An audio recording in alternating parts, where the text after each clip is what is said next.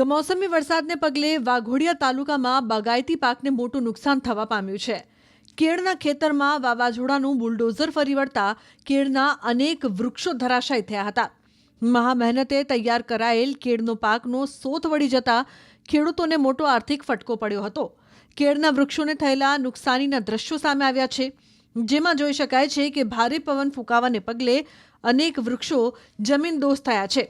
વાઘોડિયાના વ્યારા, તવરા, માઢોધર, સાંગાડોલ જેવા ગામોમાં કેળની ખેતીને નુકસાન થતા ખેડૂતોએ સરકાર પાસે સહાયની માંગ કરી હતી। જે ગઈ રાત્રે જે વાવાઝોડું આવેલું છે એની અંદર મને ઘણું નુકસાન થયેલું છે અને એની અંદર અત્યાર સુધી મેં પુષ્કળ મહેનત કરેલી છે અને મહેનત કરવા છતાં પણ કુદરતી આફત આવેલી છે અને આની અંદર મારાથી 20 થી 25 લાખનું નુકસાન છે। કેળનો બધો જ પાક મારો નિષ્ફળ ગયેલો છે। એટલે સરકારશ્રીને મારી નમ્ર વિનંતી કે અમારા મધ્ય જે ગુજરાત છે એની અંદર પૂર આવે, કુદરતી આફત આવે, એની અંદર જે અમને બાકાત રાખે છે એની અંદર અમને સમાવેશ કરવા વિનંતી અને જે કોઈ ખેડૂતને નુકસાન થયેલું છે એમને યોગ્ય રીતે વળતર આપવા નમ્ર વિનંતી સરકારશ્રીને હું કરું છું। જે કોઈ અમારા સરકારશ્રી તરફથી અમને જે સહાય મળે એ અમે સ્વીકારવા તૈયાર છે।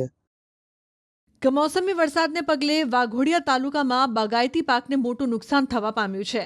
કેળના ખેતરમાં વાવાઝોડાનું બુલડોઝર ફરી વળતા કેળના અનેક વૃક્ષો ધરાશાયી થયા હતા।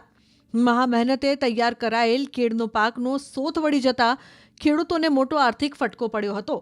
કેળના વૃક્ષોને થયેલા નુકસાનીના દ્રશ્યો સામે આવ્યા છે, જેમાં જોઈ શકાય છે કે ભારે પવન ફૂંકાવાને પગલે અનેક વૃક્ષો જમીનદોસ્ત થયા છે। વાઘોડિયાના વ્યારા, તવરા, માઢોધર, સાંગાડોલ જેવા ગામોમાં કેળની ખેતીને નુકસાન થતા ખેડૂતોએ સરકાર પાસે સહાયની માંગ કરી હતી। જે ગઈ રાત્રે જે વાવાઝોડું આવેલું છે એની અંદર મને ઘણું નુકસાન થયેલું છે અને એની અંદર અત્યાર સુધી મેં પુષ્કળ મહેનત કરેલી છે અને મહેનત કરવા છતાં પણ કુદરતી આફત આવેલી છે અને આની અંદર મારાથી 20 થી 25 લાખનું નુકસાન છે। કેળનો બધો જ પાક મારો નિષ્ફળ ગયેલો છે। એટલે સરકારશ્રીને મારી નમ્ર વિનંતી કે અમારા મધ્ય જે ગુજરાત છે એની અંદર પૂર આવે, કુદરતી આફત આવે, એની અંદર જે અમને બાકાત રાખે છે એની અંદર અમને સમાવેશ કરવા વિનંતી અને જે કોઈ ખેડૂતને નુકસાન થયેલું છે એમને યોગ્ય રીતે વળતર આપવા નમ્ર વિનંતી સરકારશ્રીને હું કરું છું। જે કોઈ અમારા સરકારશ્રી તરફથી અમને જે સહાય મળે એ અમે સ્વીકારવા તૈયાર છે।